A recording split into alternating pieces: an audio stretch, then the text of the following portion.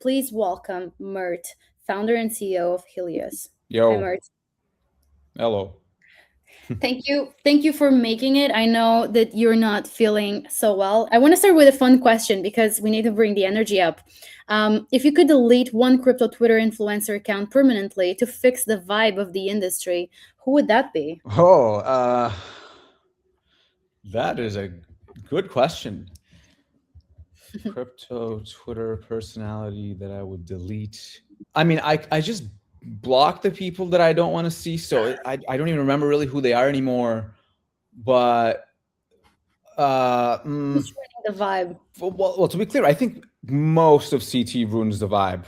It's nothing personal. It's just everybody's just so pessimistic all the time, and it's so unbecoming to me. I don't understand why we have finally gotten to a place where the chains scale, they're used, regulatory things are being cleared up, and startups are coming on chain, and businesses are being built on chain, stablecoins are being built on chain, and everybody's just like, oh, but the price went down 5%, therefore my life sucks.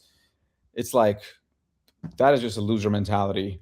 But okay, so probably one of those weird ETH guys, I would say, like Eric.eth or Sassel or whatever his name is. I Oh don't yeah. like those guys. I think they're intellectually fundamentally dishonest. Are they? Is it because they're on more like Ethereum maxis? No, I'm friends with lots of Ethereum maxis. Certainly quite a few, and good friends with them as well.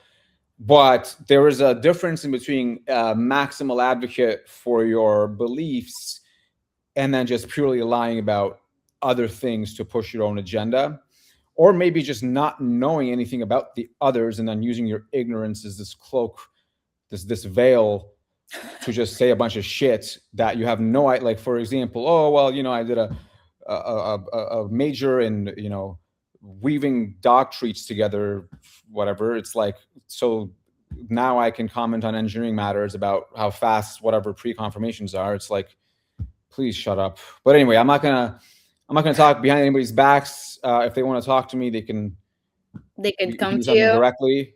Listen, Yeah, this is but not society. You could say whatever here. I'm not gonna censor you. You've been very vocal that you're not a big fan of Ethereum. So from a technical angle, so we keep this very eloquent. What is the single biggest architectural flaw in the Ethereum rollup roadmap that nobody wants to admit? I mean, just give me a flaw in Ethereum that no one can, like dispute. well, the L1 doesn't scale. That is indisputable. We've been saying this since 2020 at the very least, and why it took until really about last year for them to finally admit it and then say, actually, we do need to scale the L1. And then by that point, most of the talented people left. Now, granted, there are still interesting and talented people that I respect in that ecosystem, but you can't out paper your way from physics. The physics and the incentives either work or they don't. You can build the most eloquent engine for a Formula One car, or you can build the most eloquent design for a Formula One car, but fundamentally, if the engine that is the L1 is lacking, I don't care how beautiful or how cool your tires are or your steering wheel is. It doesn't have the power to actually keep going. It has to be a holistic thing. And the problem is twofold. One is the physics of it. Obviously, it doesn't scale. But two is incentives, right? For example, the thing I like about Solana is, for example, the RPC provider, the prop AMM, the front end router, and the retail app can all work together. And the sum of those individual parts is greater than the whole. It's PVE. Everybody makes money. Everybody provides a good user experience, provided they're actually caring for the customer. And there is no knife fight games to say something like, well, now we're leaking value from the L1. Why aren't they paying rent to the L1, right? There is none of that because the activity is already on the L1. And so then you get to a point where you're siphoning off activity from the L1 to the L2, but then now the activity on that L2 doesn't benefit the other L2s. And so now the other L2s are knife fighting that L2. And so now you have like a three-dimensional fight where the L2s are fighting against each other, but then the L1 is also getting siphoned by the L2. And the thesis was something like, well, they will use it as currency, and as a result, therefore, it'll be the global currency reserve, whatever. And that just does not work unless your activity is like 50,000 fold higher. And that would be okay if the L2s actually scaled past Solana, but even the L2s don't scale past Solana, which is also kind of crazy. But then also, they don't scale past Solana while still being centralized and while still having admin backdoors and multi-sigs. There is just so many problems with it. And I do think they are soluble problems, but like it seemed to me for the past 3 years that instead of actually solving those problems, the answer was to just basically gaslight. And so anyway, I don't think I need to say too much more about that. I do like people from Ethereum. I've invested in Ethereum L2s, Ethereum L1 projects, all these different things. So this is not to say that the entire ecosystem is guilty or anything, but there's a few vocal people who are complete liars. Okay. Very strong statements. I like this. If you woke up tomorrow and Solana code was completely wiped from existence, which ecosystem would you go build on? Zcash. Give me the case. I know you're bullish on Zcash, but you know, like maybe not everyone listening. Well, yes. So there's actually quite a few dimensions to this. I'll figure out a way to keep it short. But so one thing is that it's just the final untackled frontier in crypto. So if Bitcoin started to legitimize internet money, P2P cash, proof of work, thermodynamic money, all these different things, it legitimized it. And then Ethereum came and said, well, we can make it programmable. And then Solana came and said, we can make it scalable. Well, the one prong everybody kind of forgot about, which is ironic considering that the cypherpunks, who are the ones who pioneered privacy in all sorts of different fields, including messaging and file sharing and P2P protocols, that is the final untackled frontier. And it's just also happens to be the thing that you must have in order to achieve the ideal of crypto, right? You cannot fundamentally achieve crypto's vision if you have built a giant surveillable ledger that you have no optionality to opt out of. If everything you ever do is on-chain forever permanently, if that's then linked through KYC linked identities, if you also have AI being able to make sense of unstructured data, then you have literally built the panopticon, which is much stronger than any banking system ever was, because at least that was fragmented and you would need the rule of law in order to be able to get certain information. And maybe depending on where your jurisdiction is, maybe it's in Switzerland, they wouldn't even hand it over. But with a blockchain, you don't even have to ask permission. It's just there. You just go and take it. That information is public, free, forever there. And so that is a nightmare scenario. And it might be somewhat hard to understand for some people, depending on their background and depending on the political difficulties they've faced. But trust me, there will come a time when you will really wish you had that optionality. Like imagine if you today could not do any private messaging, if you could not encrypt any of your files on the internet, if every thought that you had in your mind, everybody could read it at all times, right? You just didn't have any choice. Yeah. It's the same thing, except now for the root access to all your finances and assets, right? So especially in a world where asset seizures are going up, wealth taxes are going up, socialism is going up, these kind of weird draconian like emergency acts are coming in to say like, hey, actually, we think you're a criminal just because we saw you made a bad post. Show me all your data. Oh, you have money. Let me take it, right? Like all these different things are just a nightmare scenario. There's also the monetary property aspects of it, where the entire purpose of cash is that it's fungible. You can trade $1 for another dollar. It's just, there is no information in that dollar or in the amount. But if you have a digital asset, that information does exist in its provenance. You can see its history. You can see who held it. You can see if Iran held it or what, all these different things. And all of a sudden, now you're treated differently based on the history of that coin. And so it's a non-desirable monetary property for a store of value asset, the complete lack of privacy. So, and then, like there's also all sorts of structural things here, right? For example, I'm building a privacy protocol on Solana, but there's a bunch of things that I physically cannot do. Otherwise, I will literally end up in jail, right? Now, the law I don't think is fair at all, but if you look at Tornado Cash precedents or Samurai Wallet or any of these other things, if you are a singular entity like a Tornado Cash and you helped conceal some information and some bad guy happens to use it in the future, you're not fucked, right? Like now you're being charged with conspiracy for money laundering, sanctions evasion, and money transmission. Okay, but with Zcash, that is not really an issue because there is no one team that deploys it. There's tons of core teams, there's tons of wallet teams, there's tons of miners, there's all sorts of these different jurisdictions. And so it is truly decentralized P2P such that it cannot be stopped because there is no single person to arrest, right? And so that is something that, unless we work on it, literally would not exist in the world. And the types of problems that I really like working on are the ones like, hey, look, if I didn't exist, this wouldn't be worked on. And so, because otherwise it just feels like a waste. So for all those sorts of different reasons, as well as, you can add your libertarian ideology of the day in there, or the fact that it's, it'll be quantum recoverable and all these different things. And with AI, you want like provably scarce assets and all these different things. Zcash would be certainly number one if Solana was just non-existence. Was this privacy angle? Because I guess it's private. Like we were able to send money private, like without revealing our names in crypto since the beginning. But privacy, as it stands, as we're talking about here, was this like a core? This should have been there from the beginning. It sounds like. Do you see it like that? Yes. So, well, there's a few things to support it here. So one is that obviously, so actually people don't know, Satoshi in the first Bitcoin post directly linked Zuko, who was already working on this problem. Zuko is one of the co-founders of Zcash. Hal Finney was also a supporter of Zcash. He knows Zuko. When he was alive, he was following the project.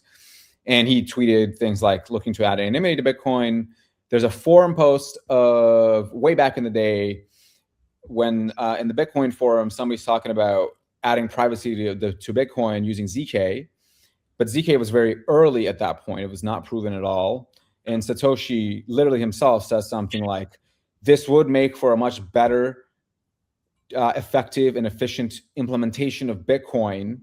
I'm just not sure how to get around the double spending problem, right? So one may say something like, most of the reason why blockchains today are transparent is that they couldn't get around the double spend problem without knowing how much everybody has at all times, which is completely fair. Technology evolves to fix such gaps, right? But now we do have the tech, right? And I mean, there'll always be some sort of trade-off here. Like some people want perfect supply auditability.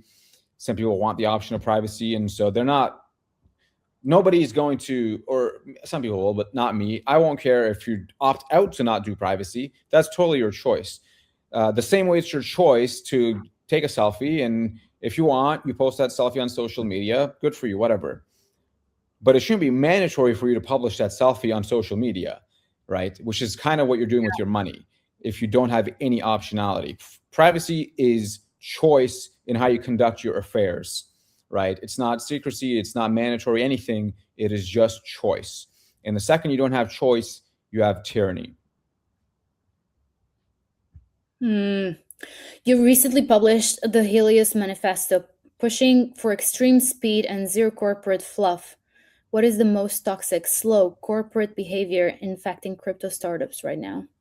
There's so many, honestly, it's kind of hard to even, but I'll list out a few that come to mind. One is this obsession with distribution and fake, cheap quality distribution and virality over any focus on product.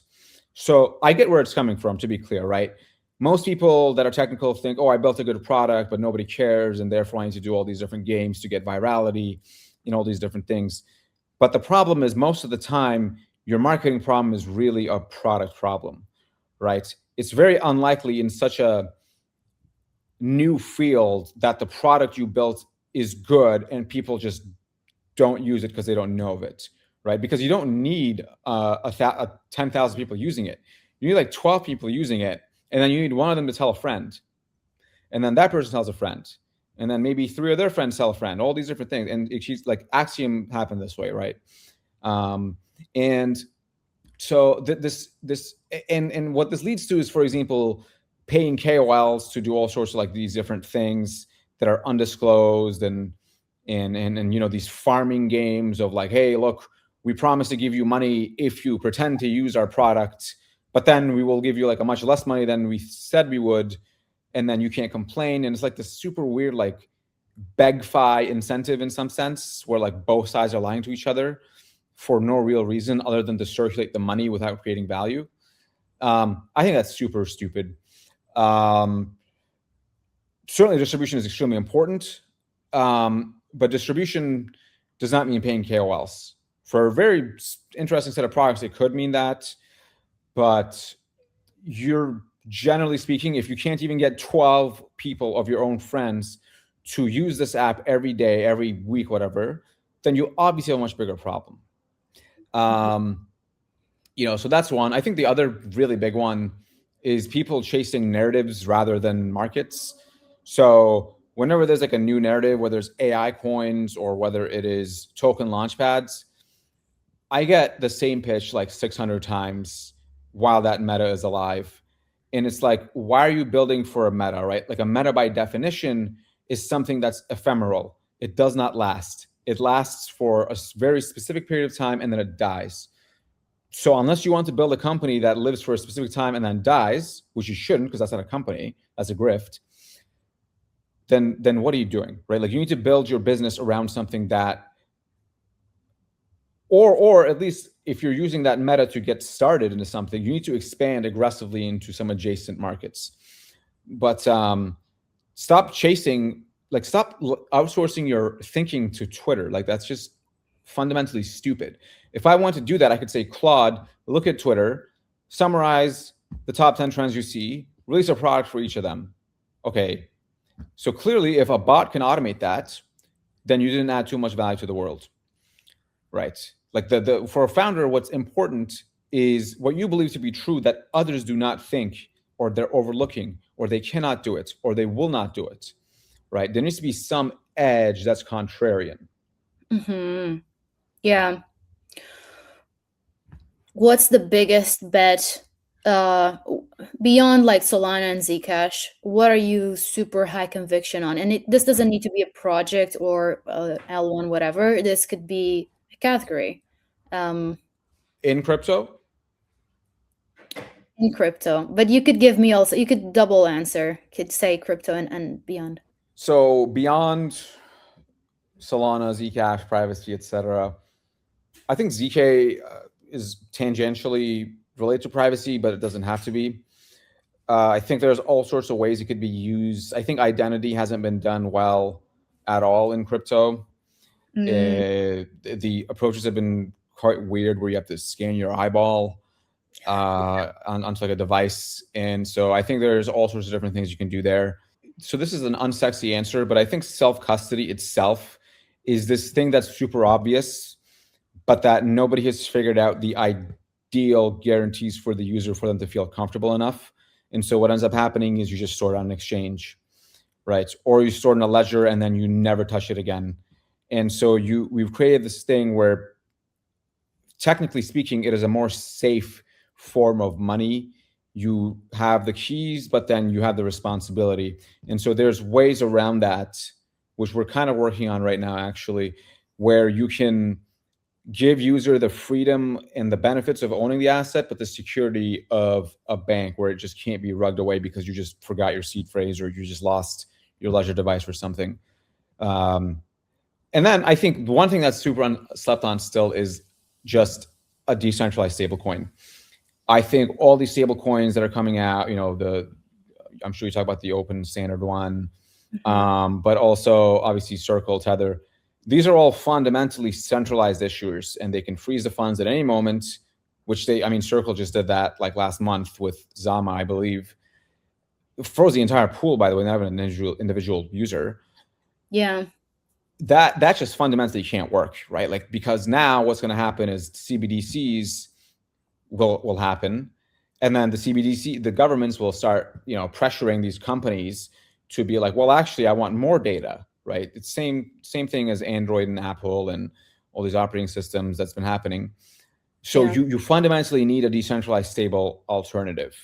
Like, I don't think crypto will ever really work without that. So I think that's a category I'm excited about.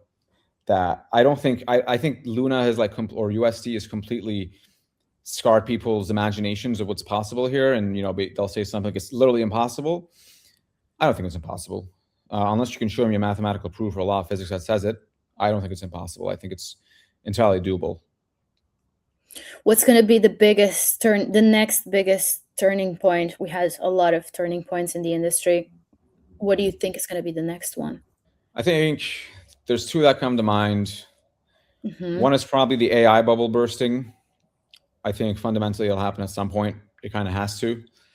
Who knows on the timeline? It could be Q4. It could be Q1 of next year. It could be maybe the Q1 of next year. But Yeah. it is going to pop. And so then we'll see where the money goes. Does it go to gold? Does it go to Coca-Cola and Walmart? Does it go to crypto? Like, where does it go? And what role does crypto play in that global economic movement?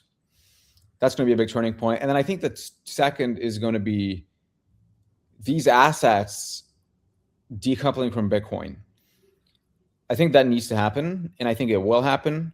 I have no idea on the time frame here. I think it'll probably take longer than most expect, but it's just like a world in which Robinhood is perfectly correlated with gold, for example, makes no sense. Like, they're not really related. I mean, I guess you can trade gold on Robinhood, but that's about it.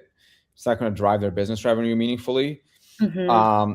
But now, like, the way crypto is structured is like Bitcoin has an effect on Solana and Hyperliquid, and it's like, why? And the reason is because the entire assets class is seen as a homogenous thing, where everything is like Bitcoin beta in some sense, and that will change at some point, especially as more apps with PMF come to fruition and more people are aware of what Hyperliquid and Solana and Zcash and Near and all these guys are doing. I think that'll take some time, but that'll be probably the biggest turning point in the industry. That is very interesting. I didn't think of that. How do you feel about Bitcoin? I think Bitcoin is extremely important. I think my one concern with Bitcoin isn't necessarily Saylor, but more so the second order effects of Saylor, which is to say that, what's the last thing you remember about Bitcoin? Like, if I say Bitcoin to somebody, what are they going to say? And chances are they're going to tell me about strategy or Michael Saylor. And that is just super depressing because, like, why do I give a shit what this random guy is doing with this weird Ponzi scheme that he vibe coded with ChatGPT, which he literally said? I don't care. I care about separating money from the state. I care about self-custody. I care about using internet currencies and quantum proofing and scaling these things. And that interesting, that fascinating, that exciting discourse just gets completely overlooked because Michael Saylor exists. And it's like, oh, okay, how much is he going to buy today? How much is he going to sell today? That's the entire discourse. So that's where Bitcoin, I think, is in a temporary, facing some temporary turbulence. But I think fundamentally it'll be fine. I think it has to work. I do think hopefully it does work.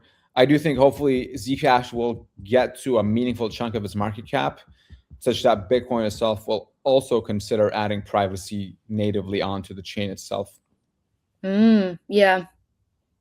Okay. One last question, because I know, Twitter will literally kill this once we hit 6 hours live. So I need to end it before. I want to ask you, out of all the companies that are still around and focusing more on, companies that have been around for, let's say, more than a year, is a bold question. So to answer it, if you don't want to answer it, I'll give you another one.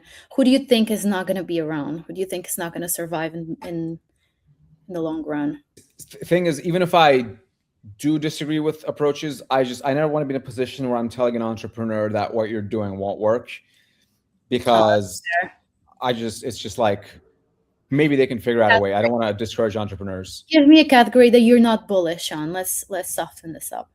I think interoperability is something I'm not bullish on, where people keep randomly assuming there'll be like 1,000 chains and all these different things, and you'll need all these middlewares to kind of connect them together. I don't think that'll happen at all. I think really the only way crypto will work is if there is concentration of liquidity in markets, because if you don't have concentration in markets, then the markets are useless and meaningless, and they can be manipulated and all these different things, right? For example, like consider a prediction market. If a prediction market has the same bet, but like $10,000 in volume across, or in open interest across like 7 different venues, that doesn't tell me much. But if it has one with $1 billion in open interest, that tells me something, right? And it's the same for any market, really, whether it's perps or pre-IPO discovery or whatever, the price of anything.